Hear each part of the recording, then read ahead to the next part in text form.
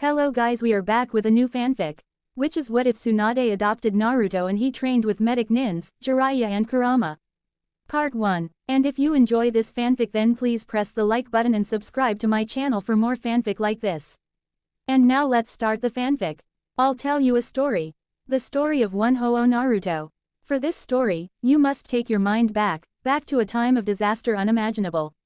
A time when Kyuubi no Kitsune himself arose for unknown reasons and made as if to wipe Konoha off the face of the world as if it were a task no greater than wiping a stain from the kitchen window. However, Kyuubi was both overconfident and presumptuous. And, knowing that any living thing with these two faults could be defeated, Namikaze Minato, 4th Hokage of Konoha and holder of the feared title of Konoha's Yellow Flash, sealed the fox away in a more than ludicrous move. Jiraiya, one of the great Sanins, looked upon his only student, a man whom he could almost proudly call a son. "Minato, you've done it?" the old hermit asked, dreading either a positive or negative response for separate reasons. "Yes, Ero-sensei," the mighty Hokage couldn't help but grin, referring to his teacher by his favorite nickname one last time. "It's done." Jiraiya's eyes pooled with sadness as he caught a glimpse of the shadowy figure hovering patiently behind his pupil, its wretched face drawn back into an inhuman grin. For Namikaze Minato's shadow was the shadow of death. The Shinigami, the god of death. "Minato," Jiraiya started. There was so much to say, but the words froze in his throat. His pupil had made him proud beyond words every day. Did the cruelty of fate truly know no bounds? Minato reached for the bundle of cloth cradled in Jiraiya's arms. "Is that him, my son?" Minato addressed the bundled child even as he felt the life draining away from him. How he had dreaded this moment. I never wanted this for you. When you're born an orphan, the last thing you ever want is for your children to live that life. The pain of being alone and watching families, alive and whole, be happy, or angry, or sad together while you must suffer with no one to catch you when you fall. Above all, I never, ever wanted this for you. Please, please, believe me. And, forgive me, my one and only son, I'm so sorry." "Let's begin," Jiraiya suggested, eyes closed, for he couldn't bear to see the world right now. He would only see pain in a strong, proud man weeping for a bright future that he had worked all his life for, about to be crushed by his own two hands, the personification of death hovering behind, more substantial than ever. He felt the rain, as if the sky were crying as well on this darkest of dark nights. Minato, the indomitable 4th Hokage who never backed down, gave up, or lost, croaked out a "hi," as if it had to be forcefully ripped from the depths of his soul. Life above happiness, justice above life, duty above justice. But coming from a cold and empty childhood, when Minato found he would be a father, he had put family above all. But he loved his village like family, the people who had been there to see him grow up. He was a child of Konoha, if not of anyone else that he knew. And it was for their lives, along with the life of son, which would all be forfeit if the demon was not sealed into a proper container, that he was about to seal the worst of the demons inside his not-a-day-old child and condemn him to a future of unknown dangers. Through the painful irony, Namikaze Minato had never felt so ashamed. Konoha General Hospital X. The battle, if it could be called such, with Kyuubi no Kitsune had incurred many losses. An old, weary man pondered this as he walked down the somehow pristine corridors of Konoha's General Hospital. Responding to respectful, if subdued, bows and addresses of Sarutobi-sama, with an empathetic look and kind smile, Sarutobi could not help but feel a deep sorrow. Many losses, and not all of them physical. Spirit was at an all-time low. The crippling terror of the demon fox still lurked in the once bright eyes of men and women alike. Sarutobi sighed, but paused mid-stride as something caught his eye beyond the glass screen on his left. "Tsunade." "Hello Tsunade," the old man greeted, as he entered the dimly lit, empty room. Tsunade Ho-Oh was seen sitting on a chair, holding a bundle of cloth in her arms. She looked quite comfortable, and Sarutobi could only guess just how long she had been sitting there. "Hello, Sarutobi-sensei, you're wearing that ugly hat again," the patron Medic Nin observed. "Ah yes, well since Minato's passing, it looks like I'll have to be Hokage again, for now." Sarutobi grimaced. He would gladly take up the responsibility for his village, but Minato had been the bright future of the next generation. Once again, he felt a deep sorrow for Konoha. Tsunade only grunted in response, seemingly remembering to be intensely annoyed with something. "Something the matter, Tsunade?" "Damn right something's the matter. The blonde hissed, I found one of your medic nins trying to kill this infant with a scalpel. And, keep your voice down. I've only just gotten him to sleep. Sarutobi didn't miss how Tsunade sounded royally pissed and vaguely disgusted at the first part, and suddenly embarrassed at that last part. But there was an assassination attempt already. By a medic no less. Tsunade opted to carefully move the cloth from the sleeping bundle in her arms and show Sarutobi the damage. 6 black lines stretched across the infant's cheeks in a clear rendition of whiskers. Sarutobi flinched at the sight, but Tsunade pressed on. She used a solution on the scalpel to stop the blood from clotting, and another to stain the skin. Even when I heal it, it looks like a damn whisker tattoo, except I can't remove it like one. I'd be impressed if I weren't so goddamn disgusted. The reinstated Hokage, veteran of 100 gruesome battles, felt suddenly ill. Oh Minato, Sarutobi darkly lamented under his breath, perhaps you are better off dead. It would have only killed you 1,000 times to see your village act like this. To do this to a child, such a perversion of medical knowledge is disgusting. Tsunade looked at Sarutobi pointedly. Dully noting the dangerous look from his former pupil, Sarutobi reached into his bag of tricks and pulled out a technique he'd learned from an old friend of his who had become a successful lawyer. That is to say, he figuratively covered his with both hands and bent the truth until it looked like a pretzel. Of course I'll investigate into it right away, Tsunade. I'm sure it's just an isolated incident. I can't imagine a citizen of Konoha doing such a spiteful thing. Though, Sarutobi became gravely serious for a moment, of course the culprit will be harshly dealt with. There were no good excuses for attempting to assassinate one of Konoha's own children in Sarutobi's books. That seemed to appease Tsunade, well enough. She returned to staring intently at the sleeping babe. He involved in some sort of family feud? Sarutobi sighed. Truthfully, he didn't really know if this would just be an isolated incident at all. But he could hope. No, he's an orphan, I'm afraid. An orphan? Tsunade seemed to hold the child closer while trying to look like she wasn't doing anything of the sort. A fact that wasn't lost on Sarutobi. Tsunade, are you? What's his name? Tsunade interrupted. Not missing a beat, Sarutobi replied. Ah, there's a problem with his last name, but the first name is confirmed, Naruto. Naruto, Tsunade mused, testing the name on her tongue, the ramen topping. Sarutobi's sweat dropped, more like maelstrom than the ramen topping. Ho-oh Naruto, I like it. She rocked the child slightly. Do you like it, Naru-chan? In response, the infant yawned, which, let's face it, was the closest Tsunade was going to get to any kind of confirmation. Ho-oh Naruto it is, then. I'll send Shizune to deal with the papers later. Mother and child, seeing his former pupil smiling brightly down at her just adopted son, Sarutobi was suddenly overcome with an overwhelming sense of hope for the future. It was odd how, even in the aftermath of the bleakest days, he had found such a glowing sight. He didn't know what strange twist of fate had led these two to each other, but he was grateful. No, Sarutobi shook his head, that's not necessary. I'll handle it all. He's not just a normal child after all. I'll have to deal with the council, the old man sighed. You see, he's the container. The container, Tsunade echoed. Then as realization struck, she pulled the cloth around Naruto's stomach away, revealing Minato's seal. Tsunade frowned softly at it and did something a little unexpected. She didn't care at all. My poor Naru-chan, she caressed his hair consolingly. Not even in Konoha for a day and you're already in danger. I'm getting you out of here. She'd lost her husband and brother in Konoha. She'd be damned if she'd lose her newly adopted son here to some vengeful villager with a sharp object. Sarutobi flinched, acutely aware of Tsunade's current views on Konoha in respect to her loved ones. It was then that the old man came to a sudden realization. Tsunade, did you say you healed the child's wounds? I did heal him, but I didn't say anything about it. Tsunade informed. But your hemophobia, Sarutobi trailed off, referring to Tsunade's incapacitating fear of blood. Could it be? Tsunade stiffened reflexively at the mention of her condition. Well, I couldn't just let him bleed to death, it was true. Something about the kid made her want to viciously guard him from danger. Sarutobi looked quite surprised. Then she was cured. She was cured. I hear that the operation rooms are swamped, he hinted hopefully. Being the Hokage was more than a job, it was a lifestyle. Tsunade narrowed her eyes at her old sensei.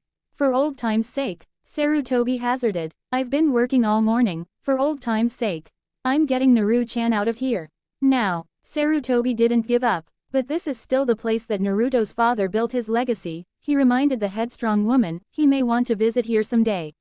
And Konoha would forever be in your debt. Tsunade paused halfway out the door. That was true. If Naru-chan ever wanted something from Konoha, it might be good to have some swing here. She looked at the precious bundle in her arms, sighed, kissed him on the forehead, and gently handed him over to Sarutobi. If he gets hurt at all, Sarutobi-sensei, I'll kick you where the sun doesn't shine. She promised. Now what was scary was that, with Tsunade's legendary strength, she had been known to punt boulders over the Hokage monument. Watching his former student stride down the hallways, Sarutobi felt the blood drain from his face. Well, Naruto-kun. Why don't we just stay right here in this nice empty room until your mother returns? The baby, of course, only fidgeted in response. Konoha. Outskirts X. Shizune made a thoughtful sound as she looked over at the young Naruto in Tsunade's arms once again. Actually, she was glad for the change. Not that she didn't completely respect Tsunade, but no matter how you slice it, traveling with only your gamble maniac mentor for company could get so tedious. His name means maelstrom, right, Tsunade-sama? No, Tsunade disagreed, more like the ramen topping. Our ramen, it's cuter, Tsunade explained.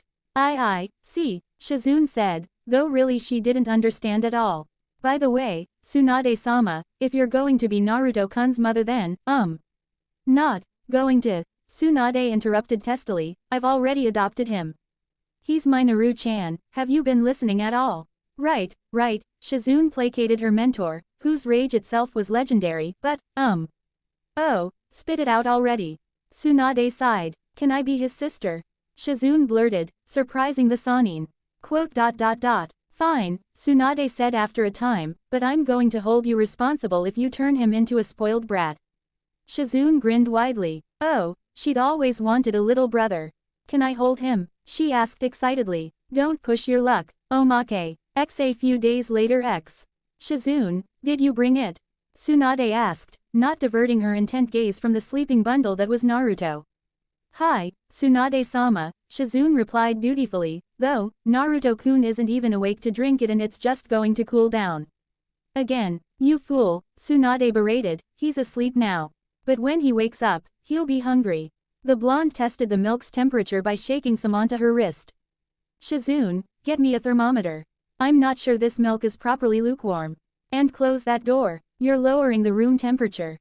Weeks after that Thousands of ninjutsu in this goddamn world, Tsunade groused, and not even one diaper change no jutsu.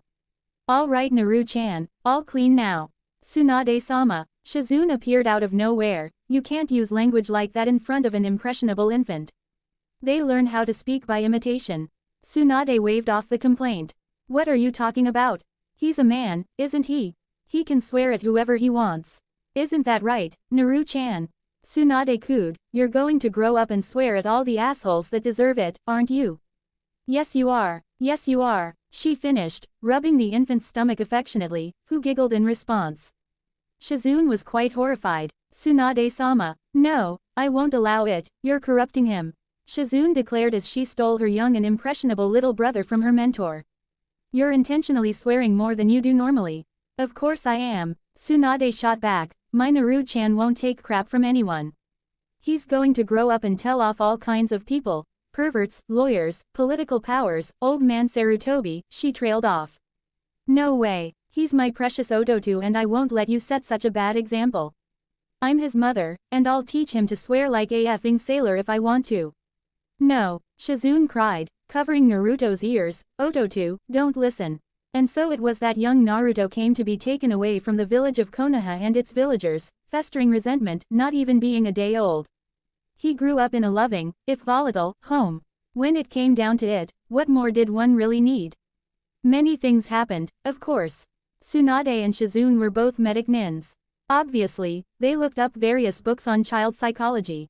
Naruto ended up having a fairly advanced vocabulary for his age, just from listening to his family talk, which included a fair knowledge of swear words picked up from his mother, much to Saizune's horror. Growing up with family, one's parents naturally pass on what skills they have to their children. A father will gladly teach his children how to throw a ball or play a sport. A mother will teach her children, whether they like it or not, social etiquette and how to deal with people, and so on. Now when you're growing up with a mother and sister that have constructed more than half modern medic nin theory, well, you pick up some things, like how to take a noogie from your freakishly strong mother. Of course it wasn't until shortly after little Naruto's second birthday that he actually learned what a medic nin was and consequentially started to actively follow in his mother's footsteps. What's that? Asked a confused Ho-Oh Naruto, now 2 years old and still struggling with newer bigger words. Can I eat it? No, Tsunade explained sweetly, you can't eat it, Naru-chan. It's like a job. No. She suddenly exclaimed dramatically, it's much more important, you save people, and they all look up to you. You mean, like a superhero? Naruto asked in awe. Yes, exactly. Tsunade cheered, like a superhero. Superheroes are cool, right? Tsunade-sama, came Shizune's voice as she barreled into the room, years saving her Ototo from corruption having practically giving her a sixth sense. Stop trying to manipulate Naruto-kun like that. You're talking nonsense, Shizune, why don't you take the day off? You can have paid leave, Tsunade offered. You don't even pay me, I volunteered to be your assistant. Shizune protested hotly, and you can't bribe me, I'm not going to let you manipulate my Ototo. Grr. While Shizu was her assistant and differed to Tsunade on pretty much anything, when it came to her Ototo, she could be so, it's not manipulation, it's a sales pitch. It's clearly manipulation, and of course, his first memorable meeting with Katsuya later that year. Ka-chan, what's the surprise already? Can I eat it? Naruto inquired. For the last time, brat, Tsunade dragged out, no, you can't eat it. You glutton, stop caring about food so much. Fine, after you stop drinking sake so much. Naruto shot back. Of course, taking lip from her adopted son was pissing Tsunade off, but she only grinned. Why, hee. Okay, Naru-chan, I'll show you the surprise now. Ready? Tsunade asked. Yeah, Tsunade flipped though the hand seals quickly. Boar, dog, bird, monkey, sheep, bite the thumb, a bit of blood on the palm, slam it into the ground, and Kuchio's no jutsu. Tsunade was treated to the sight of Naruto screaming like a little girl before hiding behind her legs and pointing fearfully. It's a giant slug, it's going to eat us. Katsuyu, meanwhile, was decidedly put out. Oh my, I won't eat you, Naruto-san.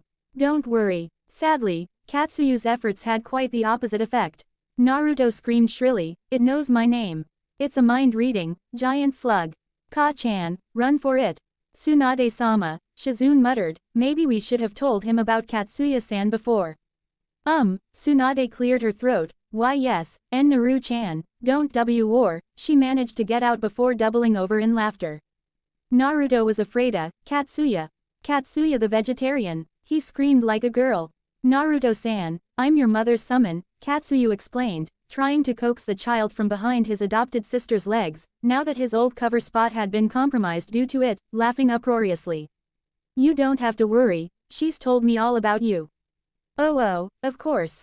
I knew that, Naruto claimed as he shakily came to stand before the giant slug. I just have an irrational fear of slugs, Naruto provided weakly, I've gotten over it now though. I see, was the only response from Katsuyu, who was, honestly, a bit amused and somewhat enamored with Naruto's cute antics. Well, I hope that means we can be friends, Naruto-san.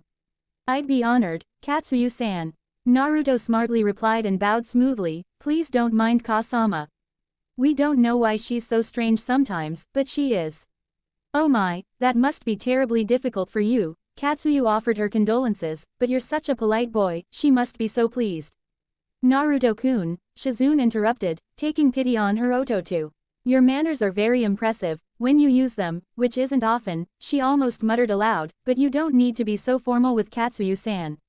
She's almost like a part of the family and of course you'll be able to summon her one day. Really? Naruto asked. Oh, then Katsuyu-chan, can you do something about my really mean mother? He pleaded. I'll do my best, Naruto-kun, Katsuyu offered. And, amidst cries of, just whose summon are you? She proceeded to lob a glue-like substance at the venerable Tsunade Heim. You could say that Tsunade was much better off for knowing her adopted son. He brought light and life to her previously unexceptional existence as a drifting gambler. You could even say she changed for the better as her sardonic side, despondency and general hate of the world decreased. Though of course, some sacrifices had to be made. Tsunade's eye twitched in irritation. Impossible, she was at the market, standing before an interesting shelf. Sake, she muttered, glancing to the right and finding large, glorious bottles of sake. And, ramen, she muttered, glancing to the left, shelf stocked with the yummy instant noodle packets which Naruto was such a fan of. A big fan. Damn, why is ramen being put beside sake, anyway? She yelled in frustration. Shizune didn't miss her mentor's dilemma. Ramen or sake, what would she buy? Suddenly, the assistant's face split into a somewhat meddlesome Cheshire cat grin. Oh, Tsunade-sama, did I tell you? She asked, sounding far too innocent. Naruto-kun's been doing so well with his studies lately. And yesterday he found a pervert and threw him all the way to the top of a redwood tree. Tsunade's lips twitched, having seen the aforementioned man clinging to the top of a 30-meter-tall redwood for dear life. Naruto did that. That's pretty high, she mused. Tsunade seemed to struggle. She reached out vainly for her sake. Sweet glorious sake. But, damn, stupid maternal pride, she ground out, finally giving up and snatching some ramen from the shelf. Come on Shizune, we're paying for this crap before I come back to my senses. Grinning insanely, Shizune followed. Oh, Tsunade-sama had chosen something over sake. She was so proud, and though Tsunade now had a son, she did unfortunately retain her status of a wandering gambler. In fact, it was while wandering through the small town of Rukodo that Naruto first encountered the last piece of what would be his family at the local onsen. Oi, kid, what's that you've got there? Huh, Naruto eyed the silver-haired man. What do you mean, old man? That thing on your back, Jiraiya insisted, indicating the intricately stylized lines covering the majority of Naruto's back. Oh, it's a tattoo. My Ka-chan got really mad when she found out, Naruto trailed off evasively. That's no tattoo kid, it's a seal, Jiraiya said shortly, causing Naruto to narrow his eyes at the stranger. If you know what it is, then don't ask. Naruto snapped. How did this guy distinguish the seal Ka-chan put on his back from a tattoo? I meant, Jiraiya growled out slowly, what's it for? It wasn't a question, who the hell is asking? Naruto shot back. Obviously, he had picked up how to swear from his mother, to a point. Hearing his cue, Jiraiya amazingly managed to perform an impromptu introduction dance in the hot spring, splashing water everywhere. For emphasis, he held open a copy of Ika Ika Paradise in one hand at the end for Naruto to see. Though why he would take that book into a hot spring is anyone's guess. Naruto eyed the inside of the cover. The world's greatest novelist and ninja, he read flatly, the wonderful Jiraiya-sama. Naruto sighed at the evidence. Tacky silver hair. Check, he muttered aloud. Lame introduction dance. Check. Picture in a perverted book. Sigh. Check. Yeah, it's him. Naruto suddenly turned his head to the wall separating the men's bath from the female's side. Hey, Ka-chan, I found Uncle Jiraiya. Though Naruto had never met the man, his mother had regretfully informed that, between Jiraiya's history as part of her genin team, which was almost like her second family growing up, and his status as the close mentor of Naruto's biological father, Jiraiya was more than qualified for the position of uncle, if he wanted it. Tsunade swore. A lot. In fact, if Naruto hadn't been so used to it by now, he'd have been scarred for life. Naru-chan, if that idiot starts peeking, beat the living hell out of him. Which brings us to our present scene. Some years, and much history after Naruto's first encounter with his uncle, our hero is found standing in a small clearing within the forest behind his current house one moonlit night. Once again, Naruto's fist made contact with the unforgiving rock. The resounding thwack, going unnoticed by the blonde as he continued to pound away relentlessly at the boulder in front of him. His strength was steadily, if achingly slowly, approaching his mother's freakish level. The crescent-shaped slab of rock he was pounding on, which had once been a boulder, was a testament to the fact. Chips and splinters of rock littered the ground around him, reminiscent of so much broken glass. Isn't it past your bedtime, brat? Huh, Naruto snapped around, spotting the familiar spiky silver hair. Oh, hi, Arrow uncle, Naruto greeted. Didn't the female population around here petition you to stay away? Che, little nephew, you have much to learn. Jiraiya lectured. When a woman tells you to stay away, it means she likes you. Naruto stared at his unofficially adopted uncle. Was he serious? Arrow uncle, Naruto sighed, are you really an idiot, or just in denial? Jiraiya merely grunted and opted for a change of topics as he sat down on a fallen tree trunk. And what about you brat? You're out late, sneak out of the house. He asked, bringing the conversation, by some strange fluke, to a civil level as he threw a can of juice at Naruto. Naruto made a noncommittal grunt in response as he reached up to catch the cold beverage arcing through the air and… Shit! Naruto suddenly swore as the can slapped into his open palm and unexpectedly sent laces of pain shooting throughout his open hand. A dead silence ensued, only broken by the ding of the dropped beverage bouncing off the floor. Naruto looked at his palm in bewilderment.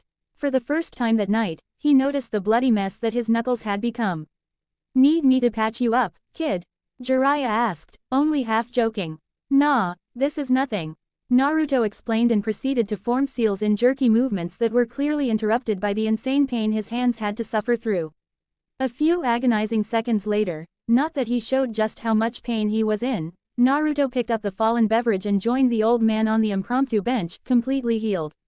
So what's up, Arrow uncle? You come here to do research for that perverted book of yours?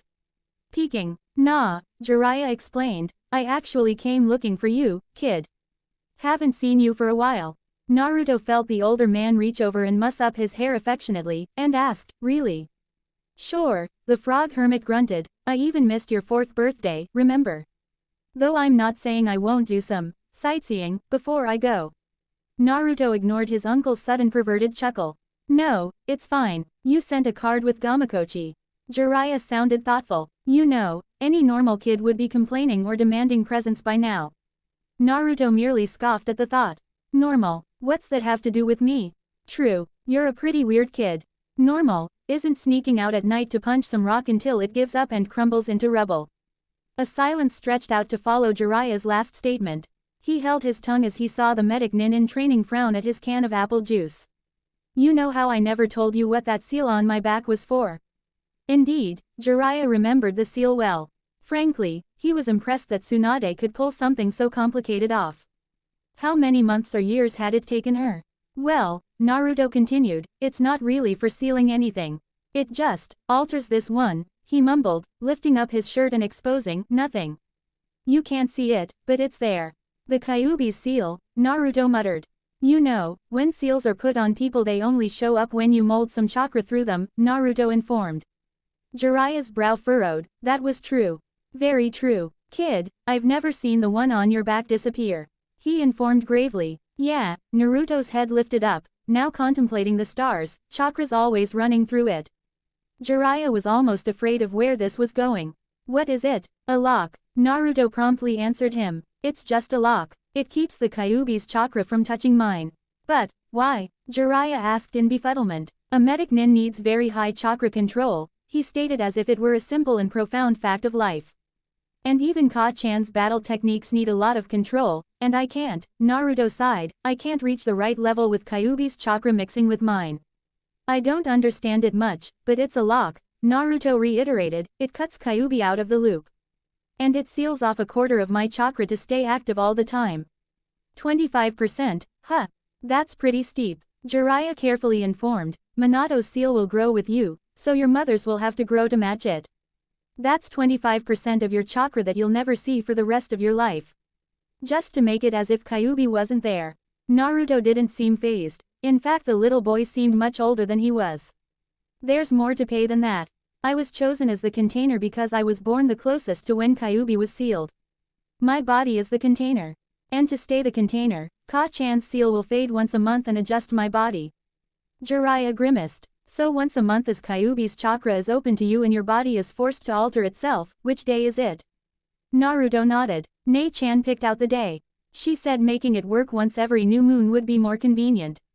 It's not bad, but I can't fight or train very well. I feel sick and cough up blood a lot. Ah, Jiraiya couldn't hold it anymore. I knew Tsunade was paranoid about Minato's seal, but I hadn't even considered this. Listen Naruto, having the Kyuubi sealed in you shoots your chakra control to hell, but it's not all bad. Minato's seal will let you heal faster and have more chakra converted slowly from Kyuubi. It balances out. You can't reach the ridiculous heights of control that Tsunade has, but…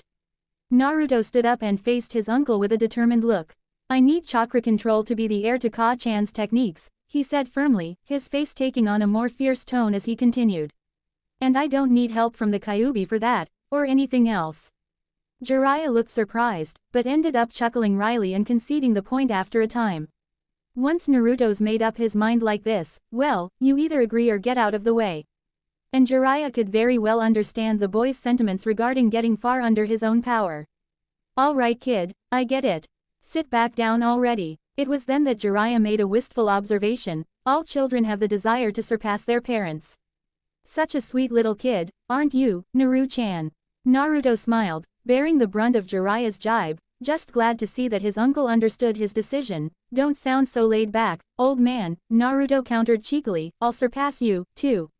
HMPH. Jiraiya snorted contemptuously as he made a show of flipping off the log dramatically. A brat like you, Kyuubi already shot your chakra control to hell. You have absolutely no natural talent for it at all. You can only use 75% of your chakra, and to top it off, you're an idiot. What did you say? Naruto demanded, lunging for the famed pervert's throat. And you're loud. Jiraiya yelled back as he dodged Naruto's lunges with ease, you're the worst possible person to try and become a ninja. Naruto growled and charged again. This wasn't playful banter anymore, this was war. But, Jiraiya thundered, causing Naruto to pause in his tracks and listen interestedly. You got guts, kid. Jiraiya smiled proudly as he continued. You built your chakra control up from scratch to something damn impressive for your age. And you never let your 25% chakra handicap slow you down, you just worked harder. You really aren't a genius like some other kids, your book smarts isn't anything impressive. But you're always reading a scroll or book whenever you walk anywhere. You had me, Shizune, and your mother to teach you, but in the end you grew damn strong kid, under your own power. Naruto almost got teary-eyed. Almost. His uncle sure had a roundabout way of delivering praise, that was for sure. The boy walked up to the man and gave him a wide smile. You forgot something, Naruto informed. Yeah, Jiraiya asked, amused. Yeah, I'm loud but, Naruto cocked his fist back, I can trick idiots like you any day. Wham! Ugh! Jiraiya groaned as he peeled himself off of the tree Naruto's punch had sent him sailing into. Damn brat, I take back everything I said. You're useless. K. Naruto snorted, you think you can insult me and then get away with it by saying some other stuff. You're the only idiot here. Ungrateful brat. Arrow baka, Naruto taunted, pointing an accusing finger at his uncle. When they see him, all the women run away. He has to peek because no one will date him. He's been slapped by women in every country in the world. Well, no one ever said they had a normal relationship. Normal would be too boring for those guys.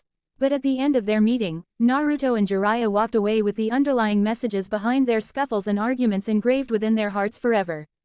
And that was all right. I understand your decision, Naruto. I'm proud of you. Thanks for understanding, uncle. Omake. Naruto walked up a small hill and found his uncle sitting atop a grassy knoll. For once, not doing anything perverted. Yo, Arrow uncle, what's that thing? Jiraiya just grunted and continued to twist the little multicolored cube in his hands. Hey, what is it already? Naruto pestered. It's called a Rubik's Cube, brat. A merchant sold it to me. It's a puzzle. See, you have to get each side to have only one color on it. Jiraiya explained, giving it a decisive twist. Ah, I see. X 30 minuets later X. Gah, piece of junk. Jiraiya yelled before suddenly throwing the cube away. Only to have Naruto catch it in one hand. Geez, it's just a cube. What kind of Sannin are you, anyways? Let's see you try it. Jiraiya demanded. Fine, I'll solve this thing easily. Just watch carefully, Arrow baka, Naruto instructed. X another 30 minuets later X. Naruto sat, fuming at the little cube before him, taunting him mercilessly. Damn it, it's a stupid thing, anyways. Naruto pouted. Of course, Jiraiya agreed factually, in fact, I have much more important things to do. Me too, Naruto quickly agreed, I can't believe I've wasted this much time already. I mean, it's probably impossible to do it. Do what? Jiraiya asked, I don't know what you're talking about. And I definitely don't know anything about useless cubes that are beneath my notice. Oh hey, a Rubik's Cube. The uncle-nephew pair turned in tandem to see the origination of the voice. A spectacled kid suddenly bent down and picked up the aforementioned cube. Wow, I haven't had the pleasure of idly indulging my crazily cranial-cracking intellect on three-dimensional cubic entertainment of this magnitude since I was 3. The child, no older than 4, observed. X 30 seconds later X. Ah, the nameless boy exclaimed, as extraneously easy as I recalled. Naruto and Jiraiya's eyes twitched in irritation. Naruto didn't even know what every other word out of this guy's mouth meant, but a stranger had just shown him up. Badly, without even knowing. Well, good day gentle sir. I'll just return this delightful mind teaser to you, my good peer, and be on my way. How good of you to leave it so unimaginably far from solved for me. I bid you adieu. And with that, the little spectacled boy went on his way. Naruto had to physically restrain himself from hurling the Rubik's Cube at the gifted child's retreating form with a vengeance. However, Jiraiya took the cube and threw it at the smarmy brat, himself. This never happened, Jiraiya insisted. Naruto could only nod fiercely in agreement. Next week X. Yo, Tsunade, Jiraiya greeted as he entered his old teammate's current abode. Jiraiya, Tsunade drawled from the kitchen. How coincidental. You managed to somehow drop by just as dinner was prepared. Again, and I'm sure that you must be very hungry after traveling so far. Again, and I'm sure you won't leave me alone until I let your freeloading eat for free. Again, wow, Tsunade, you really are a remarkably astute woman. Twack, Jiraiya was hit in the head by a flying projectile of the egg-timer nature. But hey, it was worth it. Free food. It didn't matter that he actually had loads of cash. Freeness was bliss, plain and simple. Jiraiya sounded intrigued as he spotted an innocent-looking cube perched on the counter. Tsunade, what's that? The slug Sanin followed his gaze. Oh that, Naru-chan kept bugging me to buy him this thing a while ago. Kid kept carrying it with him and fiddling with it when he wasn't training. I swear he wouldn't put the damn thing down, even though it pissed the hell out of him. And then, she shook her head wonderingly, when he finished it, he just put it on the windowsill and left it. Tsunade shot her old teammate a look. What do you know about it? Jiraiya grinned madly. So, the brat didn't give up after all. He kept going for a week even after all that happened. For what? To gloat? For praise? No, to accomplish what he couldn't before. To not back down. Kid's got guts, he informed, feeling somehow insurmountably impressed. Tsunade's eyebrow delicately rose in that way that made people feel like they were idiots. What, are you just finding this out now? You really are slow, aren't you, Arrow Baka? Jiraiya's pride stung painfully, too painfully to reply. He felt like he'd been verbally punched in the gut.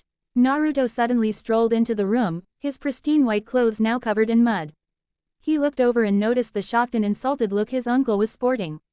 Ah, Arrow Baka is here again. I should call you Arrow Freeloader, but it's too long, he informed pointedly. I'm going to take a shower, Ka-chan. Naruto yelled over his shoulder as walked past the stunned form of his uncle. Make sure Arrow Freeloader doesn't eat all the food before I'm done. Tsunade smiled proudly. That's her Naru-chan, putting idiots in their place and throwing insults at perverts with pinpoint accuracy. Ah, she was so proud. For the Huas, days passed by in more of the same fashion. Neither the Huas nor Jiraiya were known for staying in one place for very long.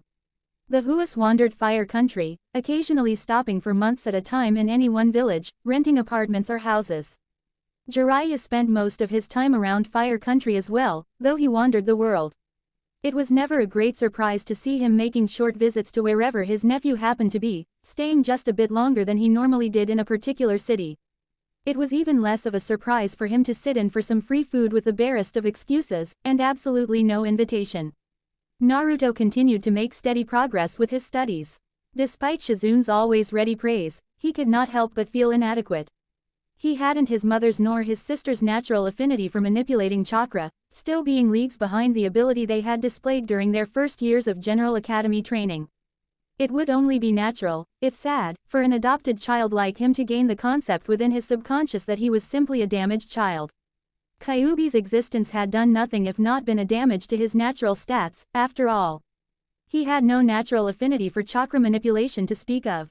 Where his mother had started off already gifted in the chakra control field and advanced by leaps and bounds, Naruto staggered forwards. As it was, he seemed determined to pay off the difference with raw effort. If Naruto was seen building sandcastles or catching bugs, it was because he was out of chakra. If he was seen lying on the ground, it was because he was out of physical energy as well. One would think that the issues of Naruto's apparent inability compared to his mother, though he was supposedly her heir, might have caused a rift or awkwardness. And perhaps it might have, if only Naruto and Tsunade hadn't known such things from day one. And all parties concerned weren't dealing with the reality of his situation with only minimal concern or effort. As it was, the issue just never came up. They were just those kinds of people. You could say that when Tsunade adopted him, Naruto became her child for life. Shizune was of a similar disposition, as evident by her fierce guarding of her precious Ototo from her mentor's attempts at corruption and general manipulation, though he seemed more independent by now. Perhaps it was due to these strong family bonds of love that drove Naruto to join his sister in the ongoing war to get his mother to diminish her much-cherished sake and gambling habits. Then again, perhaps Naruto was just a brash kid that had absolutely no problems with letting someone know when they were being stupid. Either way is plausible. However, the immediately relevant point is simply that during the year several subjects were touched upon. And in fact, it was halfway through the year that the subject of Jiraiya's ability as a teacher came into question. On this particular day, a now 5-year-old Naruto was found squatting down on the ground, hunched over some object of interest. He seemed to be absorbed in whatever it was that he was doing, and so Jiraiya had no problem sneaking up to him. Jiraiya had just made it into town. It had been a month since he'd last seen his adopted nephew, and he was wondering how the brat was doing. So here he was. "Oi, Naruto," he prompted, startling the boy out of his reverie. "Huh, oh, it's just Arrow uncle," Naruto observed, standing up and dusting off his pants with one hand. "We already ate lunch, so you can't invite yourself to eat all our food today." He held up the other hand to the sky. In it was a small blue bird, wing finally healed and once again ready to soar into the sky. It did so with great joy and thanks. "Really? Damn," Jiraiya muttered. Shizune was one hell of a cook. "I mean," he coughed into his fist, "do you really think so little of me, Naruto?" "It's not just me," Naruto pointed out factually. "Everyone thinks about you like that." Needless to say, that elicited a response. "Ungrateful brat," Jiraiya shouted. It was one of his favorite phrases of all time. "What are you talking about? I have nothing to be grateful for," Naruto shouted back. "You're only good for practicing how to heal slap marks." Well, that wasn't completely true. He also made a good test subject for weak poisons and subsequent antidotes whenever he was in particular need of divine retribution for something which usually involved him using Naruto as a scapegoat. Sure, the old man might summon some frogs to help his nephew train before running off to be perverted, but the way Naruto saw it, that was mostly the frogs being useful. "Fine, Jiraiya, humph, Ed. I was going to teach you a super cool jutsu, but I guess I'll just go research instead," Jiraiya recited. It was another of his favorite phrases. "Old man," Naruto growled, "the day you actually teach me a super cool jutsu is the day I read that perverted book of yours," Naruto argued, pointing his finger accusingly at his uncle. Jiraiya's eyes widened and suddenly filled with a terrible gleam. "Deal," he shouted, grabbing Naruto's outstretched hand and giving it a vigorous handshake. "Wait, what?" Naruto said dumbly. "No way, I take it back. I don't want to read your stupid perverted book." "Too late, brat, I may be old, but I can still trick idiots like you any day," he gleefully proclaimed, reversing a line Naruto had used on him before.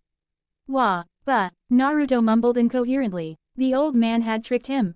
Naruto. He'd just been roped into reading a perverted book. He was in shock. Later, Naruto sighed. He couldn't believe this was happening. If his mother ever found out, he was dead. He sat cross-legged on the ground, watching his teacher take up a lecturing pose. "Okay, kid," Jiraiya began, looking like he was actually going to take this seriously. "You know how you're always doing chakra control exercises. Yeah, yet, despite your constant efforts," Jiraiya continued, "you're still a complete failure compared to your mother and sister." "Shut up," Naruto snapped. Jiraiya internally admitted that perhaps he hadn't made the fairest comparison. Tsunade and Shizune were like gods when it came to chakra control, and the brat had actually gotten pretty damn good. Of course, Jiraiya wasn't going to be the one to tell him that more than once or twice a year. "Anyway, the point is that you're always burning out your chakra," Jiraiya concluded. "It's unexpected, but because of that, you have some massive reserves for a kid your age, even with your Kyuubi suppression thing taking 25%. You could say chakra is like a muscle. The more you use it, the greater it becomes." "Yeah, well, I guess so," Naruto mused. "So you see, your useless attempts at getting better are good for something after all." "Enough already," Naruto shouted, shaking his fist angrily. "And it's not useless, I am getting better." "You said so, too," he defended. "Just teach me, you idiot." "Ah, sweet revenge." Jiraiya was basking in the fact that he was getting back at his nephew for all of the brat's disrespect. which mostly centered around Jiraiya's perverted work, which was very important to the Frog Hermit. But back to work. Did you know that in Konoha, the Uchiha clan used to teach its kids the C-rank technique Kaden, Gokyaku no Jutsu? It was some sort of rite of passage. Naruto blinked. Gokaku no Jutsu, great fireball technique. I'm going to learn to shoot a fireball, he asked, excitedly. Oh, the first thing he'd do was toast that arrow baka. No, Jiraiya said pointedly. You already have the chakra for it, so we're just going to skip Hausenka, Gokaku, and all that low-rank, kiddie stuff. Wait, skip? Naruto asked skeptically. He was getting a bad feeling about this. The useful B-rank jutsu, Kaden, Karyuenden. Here, stand like this, he said, spreading his feet apart. Naruto followed suit. The seals are rat, horse, tiger, dog, ox, dragon, horse, hare, and tiger. Mold the chakra so that it ends up flowing into your lungs and then blow it out. Think of a fire dragon when you do. Naruto eventually managed to remember all the instructions. That's a lot of hand seals, but it doesn't sound so hard. Just tiring. Okay, he closed his eyes and began concentrating on how his chakra was molding as he slowly moved through the hand seals. Actually, you'll probably, Jiraiya trailed off. Kaden, Karyu and Ak. A small flame issued forth, and Naruto fell to his knees clutching his burnt lips while utilizing a few of his adopted mother's more choice swear words. He began to flip through a more familiar set of hand seals. Jiraiya watched amusedly as Naruto held up a glowing yellow palm of chakra to his mouth. Hey, Jiraiya observed that the brat's lips were still burned, can't you just heal it?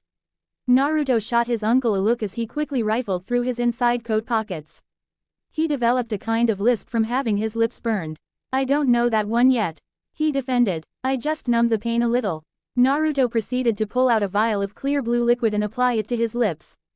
Hare, horse, bird, monkey, dog, Kashu Nenko Fukasu no Jutsu. Another palm of yellow chakra later, Naruto was in good health. Jiraiya's eyebrows rose. Oddly, Naruto didn't really blame his uncle for the burn. Not that he'd let the pervert know that. In an attempt to knock his temporary teacher out of his stupor, he opted to explain himself. Since I don't know the first-degree burn heal, I have to combine an ointment of East Fire Root and the burn ointment accelerator technique. Jiraiya's eyebrows remained up. Brat was full of surprises. He actually sounded like he knew what he was talking about. With the way the kid normally talked, it was easy to forget that he actually studied. Naruto shot his uncle a flat look. Yeah, I didn't think you'd understand. Listen Arobaka, I can only heal burns if I have this bottle of stuff right now, okay. Back to work, he snapped. Nightfall X. The vial of ointment lay on its side, empty. The whole day had gone by with Naruto practicing, arguing with his uncle while he recovered, and then practicing again.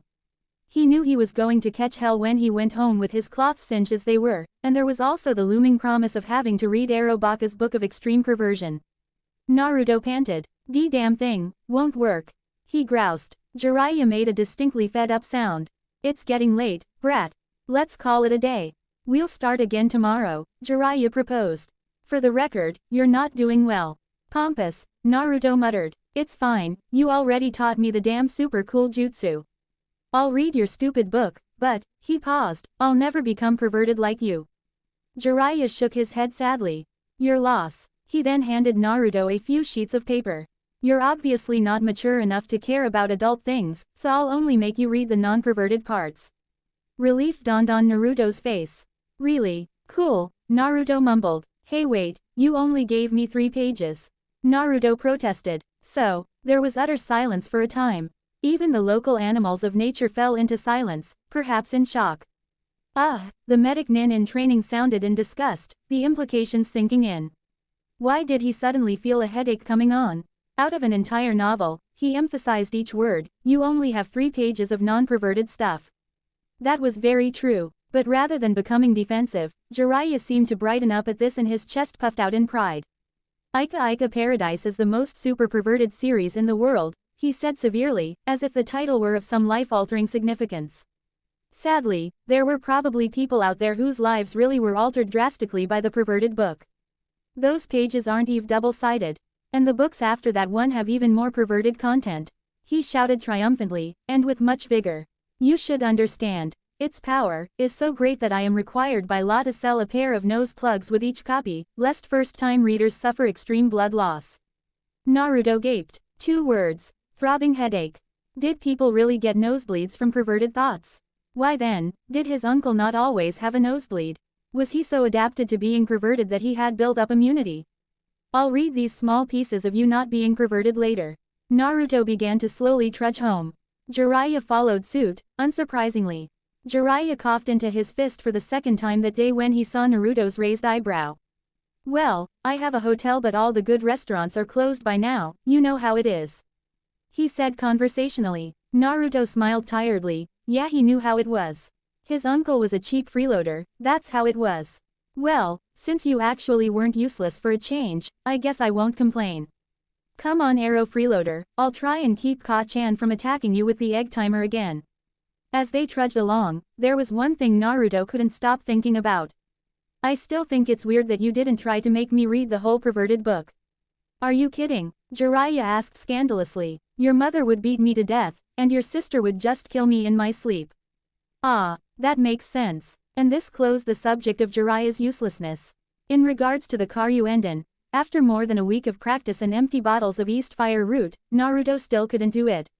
Not ready to give up completely, Naruto nonetheless put it lower on his list of priorities. He considered it good training, but hopes of actually using the technique itself seemed slim for the near future. There was clearly something wrong. Regardless, more subjects would be addressed this year. The subject of Konoha was a bit of a touchy one for the Huas. Or rather, it was to Tsunade.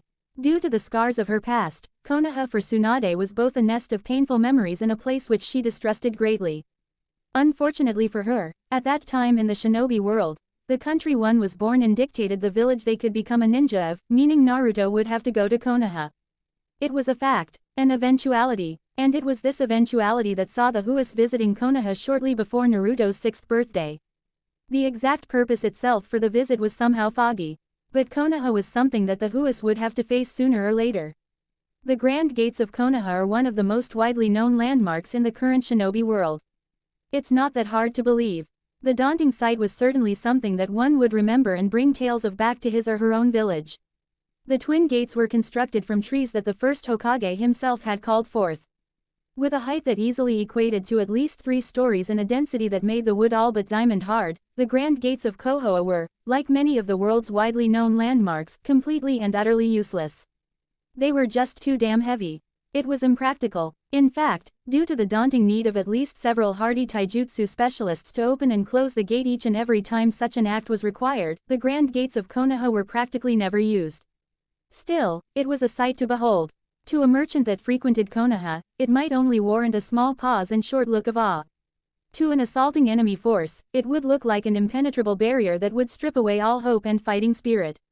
To Shizune, it looked like something mildly interesting that she was considering sounding very excited about, for her Otutu's benefit.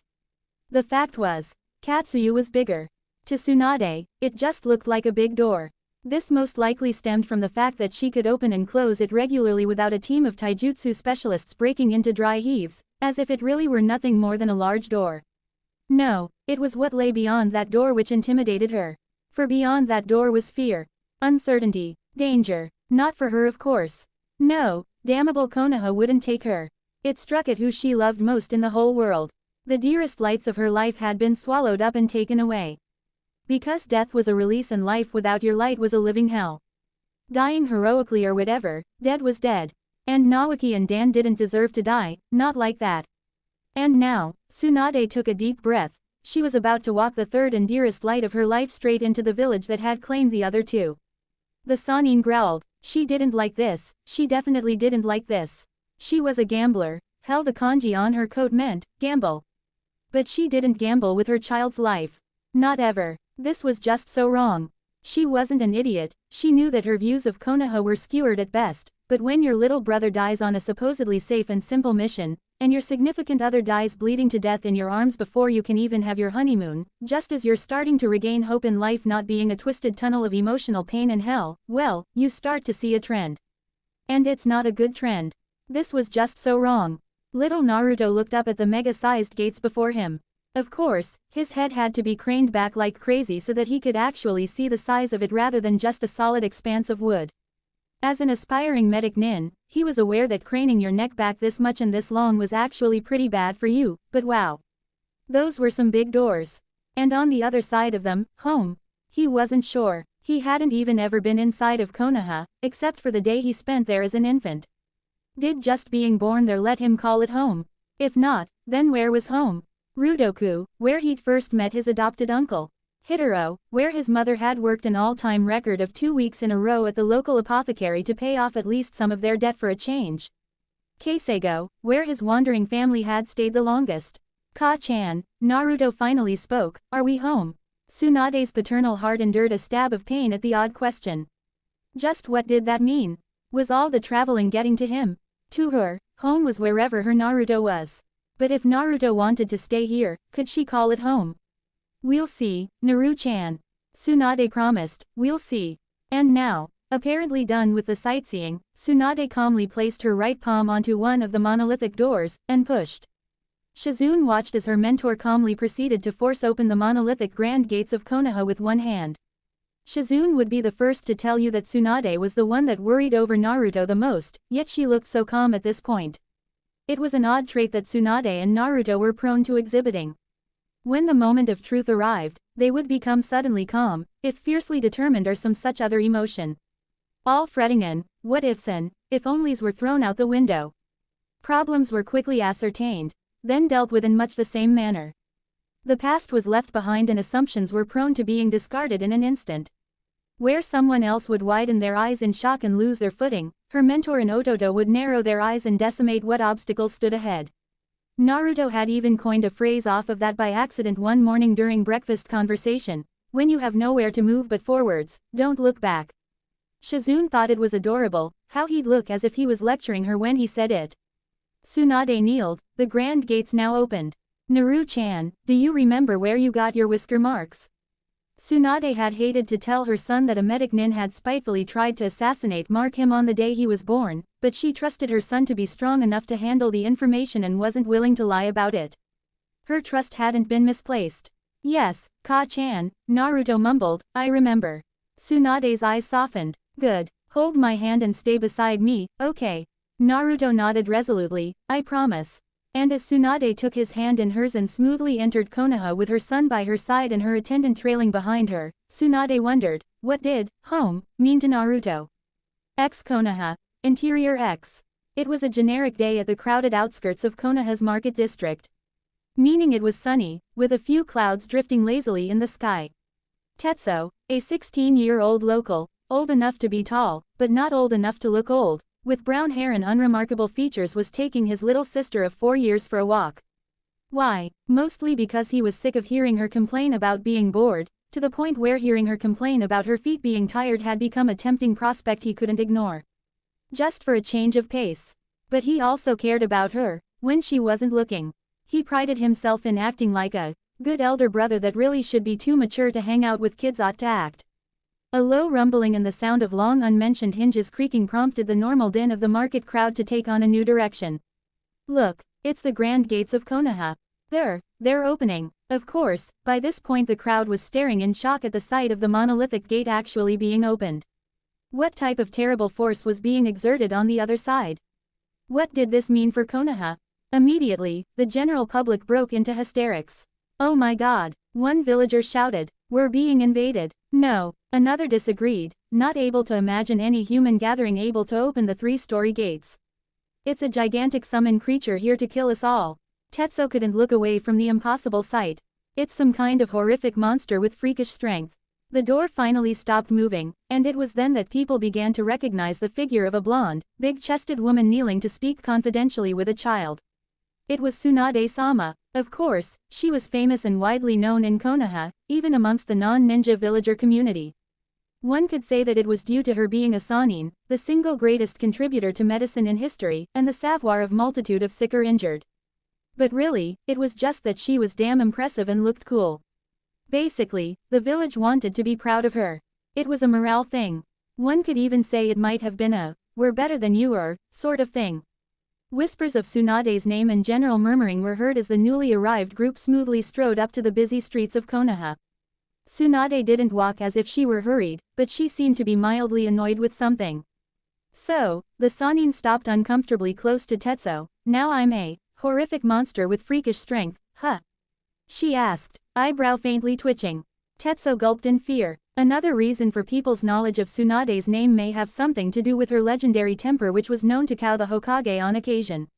Her willingness to extract said temper in impressive displays of otherworldly strength may have had something to do with it as well. Regardless, Tetsuo knew he and his sister were toast. "A moto," he shouted as he spread his arms wide in the classic, human shield, pose. "Run away and don't look back," he screamed, "I'll distract her." Tsunade's left eyebrow developed a sporadic twitch.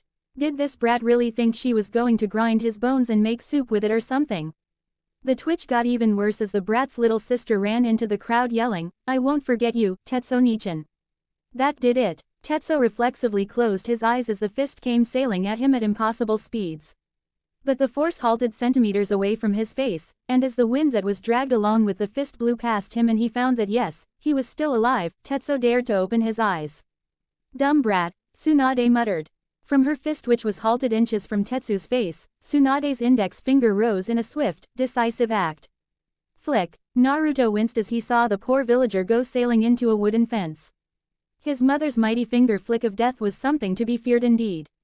He was still a ways from pulling that particular move off. "Ka-chan," he said as he peered at the post-flicked boy, "I think you dislocated his arm." Shizune peered as well. "No, Naruto-kun, he's just seems unconscious." "Halt," a masked Anbu demanded as he appeared out of nowhere. "Welcome back to Tsunade-sama, but I'll need to see some ID." "ID?" Tsunade asked, not quite believing that she, Sannin of Konoha and summoner of 5-story slugs, needed to present ID. "Are you telling me that there is someone else that can open those huge excuses for doors with one hand and knock a person across the street with one finger?" "Well," the Anbu floundered. "I wasn't really here to personally see either case and," the Anbu trailed off.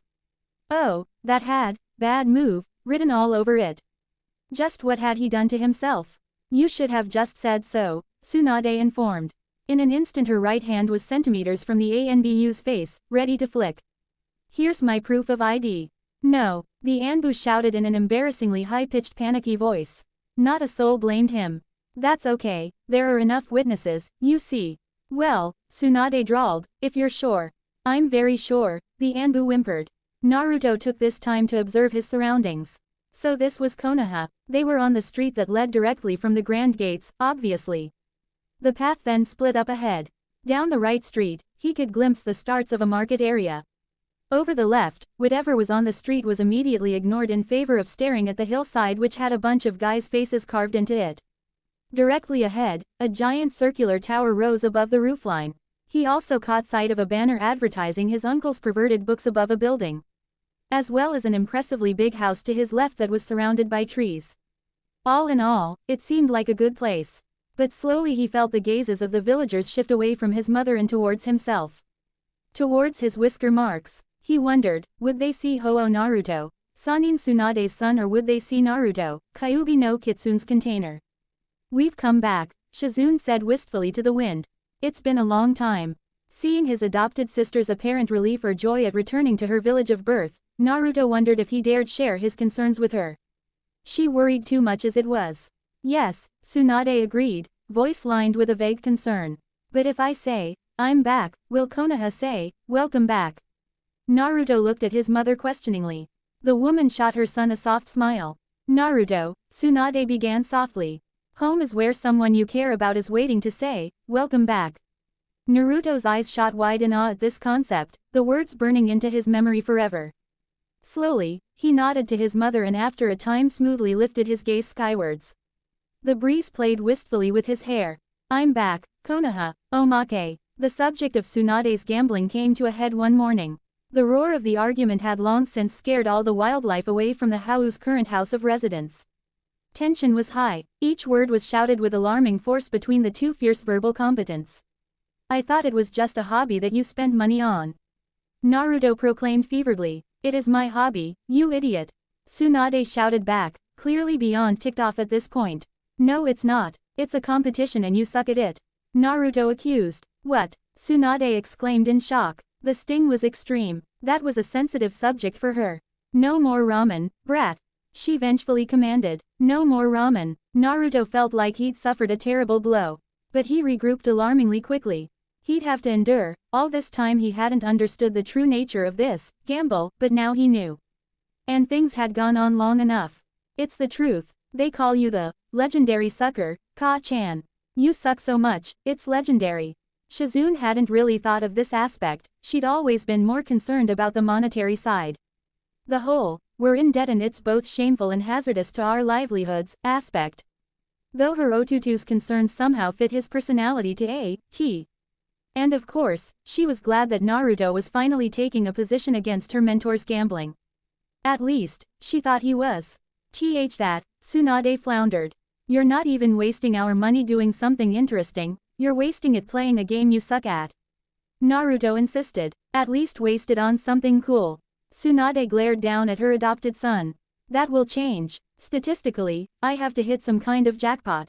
No, Naruto disagreed. Statistically, you suck. It was at this point that a rage-filled punch sent Naruto crashing through the front door, which was thankfully open. But as he was used to being on the painful end of his mother's temper and was perhaps too fired up for his own good, Naruto was up and back in the argument in a flash. Give up, Ka-chan. Find something you're good at, or at least something you're not really bad at. No, Tsunade glared stubbornly, she should have punched the brat harder. Damn it, I want to gamble. Fine, Naruto threw up his hands in frustration. But can't you not suck so much? Get training or something, he demanded. Work harder, damn it. Suddenly, Shizune didn't like the way this conversation was going. Work harder? Tsunade asked, shocked. Work harder? I've been gambling for 13 $+ years straight. That's training for longer than you've been alive. And, Naruto glared, you still suck. Naruto ooh. Tsunade lunged. Shizune did her best to physically restrain her mentor, but wasn't going to last very long if Tsunade started to utilize her monstrous strength. You think it's easy? I'd like to see you try. Fine, Naruto shot back. If I completely fail, then at least you won't be lonely. It took a little effort, but Tsunade eventually managed to get the local casino to agree to let little Naruto in to gamble, but just for a day. Tsunade, calmed down a little from yesterday, led Naruto and Shizune to her place of gamble. The establishment was quite large, but was somewhat lacking in decoration. This is it, brat, Tsunade announced, are you ready for this? She challenged. Bring it on, Naruto yelled back. Nei-chan, I need my pouch. Shizune sighed. Naruto-kun, I really don't think this is a good idea. I have to do this, Nei-chan, Naruto insisted. Sighing, Shizune regretfully handed over the small pouch that contained every yen of allowance Naruto had ever gotten. Ruefully, she noted that he seemed so determined and dead set on this. She supposed he must feel strongly about the subject. Well, as long as Naruto didn't get hurt or addicted to gambling, she supposed it was okay. Bravely, the trio entered the building. X Casino. Interior X. Alright, brat, Tsunade began, it's a game of skill, strategy and… Yeah, let's start, Naruto shouted bravely. What? Tsunade shouted in disbelief. So I get 5 cards, Naruto observed. And they have stuff on them. Do I win? Tsunade peered at her son's hand. 4 of a kind, keep those cards and get rid of that king. She whispered loudly. Of course, the dealer heard her. Okay, Naruto said as he proceeded to throw away 3 cards. What are you doing? Tsunade demanded. Well, Naruto reasoned, I figured that since you suck so much, everything you say must be really bad. So I got rid of some other stuff. You, Tsunade mumbled, not able to express her rage. The dealer laughed, partially because the kid had guts. Partially because this win would be so painfully easy. He gave Naruto 3 cards to replace the ones he'd lost. Now I have a bunch of funny stuff. I think this is good. Naruto deduced. You idiot, Tsunade shouted from her spot at the side of the table. Don't bet anything, I'm going to bet all this stuff. Naruto proclaimed, indicating his betting chips, going for broke with his theory. Tsunade ground her teeth. For the first time in her life, she seriously considered slamming her head on a table in frustration. The dealer grinned widely. I'll match you, he informed. Full house, kid, he smugly explained, putting down his cards. Naruto made a Sound and proceeded to look at his cards at great length, shuffling them around. Well, the impatient dealer finally said, what do you have? How should I know? Naruto snapped, I'm just a kid. I don't play poker. I have a bunch of red guys, a 10, and an A, he said, putting down his cards. That's good, right? Tsunade stared at the royal flush of hearts. The fact that she hadn't gotten one of those in 13 years of gambling was not lost on her as she proceeded to gape openly. Shizune watched, torn between being upset that her Ototo was gambling, and being pleased that he was so good at it. How are you doing that?